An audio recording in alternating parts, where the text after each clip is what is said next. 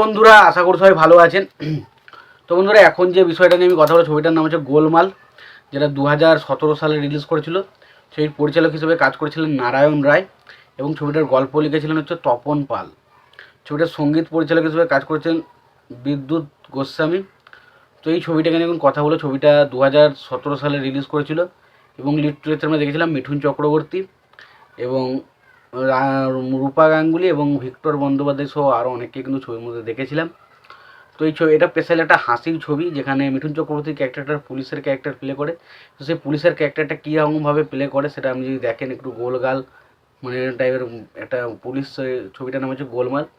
তো আমার কাছে ছবিটা যে দারুণ কিছু লেগেছে সেটা নয়, তবে মিঠুন চক্রবর্তী রয়েছিল বলে সিনেমাটা আমি দেখেছি এবং মিঠুন চক্রবর্তীর কারণেই হয়তো সিনেমাটা দেখেছি বলে একটু হলেও কিছু জায়গায় মজা লেগেছে। কারণ মিঠুন চক্রবর্তীর ওই যে ফানি মোমেন্টগুলো, সেগুলো আমার কাছে কিন্তু কোথাও কোথাও মজা পেয়েছি, কোথাও কোথাও আমাকে কিন্তু বেশ মজা দিয়েছে। তো সিনেমাটার গল্পটা যদি শুরুতে দেখি, যে আর কি একজন সৎ লোক যার নাম হচ্ছে গোপাল, যে ক্যারেক্টারটা প্লে করেছে মিঠুন চক্রবর্তীর ক্যারেক্টারটা, এবং সে একজন সৎ পুলিশ অফিসার। সে সমস্ত রকম সৎ কাজকর্ম করবে এবং একটা সিদ্ধান্ত নেয়, এবং তার প্রেমিকার ক্যারেক্টার করেছে রূপা গাঙ্গুলির ক্যারেক্টারটা।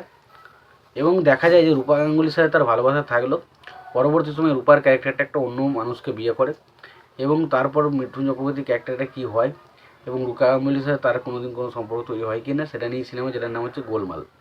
তখন গোলমাল সিনেমাটার মধ্যে এটা কিন্তু প্রসেনজিতের গোলমালের কথা বলিনি, বা রোহিত শেঠির তৈরি গোলমালের কথাও বলিনি।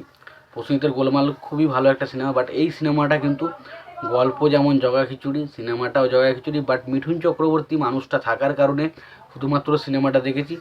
এবং এখানে মিঠুন চক্রবর্তী নয়, মিঠুন চক্রবর্তী শুরু করে ভিক্টর বন্দ্যোপাধ্যায়, রূপা গাঙ্গুলি, অনেক বাঘা বাঘা অভিনেতারা কিন্তু ছবিতে রয়েছে, বাট ছবিটার গল্প বলতে সেরকম কিছুই ছিল না, যে কারণে ছবিটা একদমই প্রথম থেকেই ফ্ল্যাটভাবে চলতে থাকে।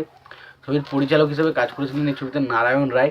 তো নারায়ণ রায় কিন্তু এর আগে একটা ছবি করেছিলেন প্রসেনজিতের সাথে, অন্ধ প্রেম বলে। তো সেই সিনেমাটাও আমার যে বিশাল কিছু ভালো লেগেছিলো সেটা কিন্তু নয়, তবে কয়েকটা গান ভালো লেগেছিলো, কিছু কিছু পোর্শন অবশ্যই ভালো ছিল। মানে প্রসেনজিৎ এবং রচনার মধ্যে যে কেমিস্ট্রিটা ছবির মধ্যে দেখা সেটা বেশ ভালো ছিল। তো এই ছবি বলেছিলেন নারায়ণ রায়, ছবিটার গল্প লিখেছিলেন তপন পাল এবং নারায়ণ রায় দুজনে মিলে। এবার ছবিটার সঙ্গীত পরিচালকের কাজ করেছিলেন বিদ্যুৎ গোস্বামী। ছবিটার রান টাইম 135 মিনিটের মতো ছিল। ছবিতে মিঠুন চক্রবর্তী ছাড়াও অভিনয় করেছিলেন রূপা গাঙ্গুলি, ভিক্টর ব্যানার্জি, ভোলা তামাং, তারপর প্রীতি বিশ্বাস। তো এরাই অভিনয় করেছিল।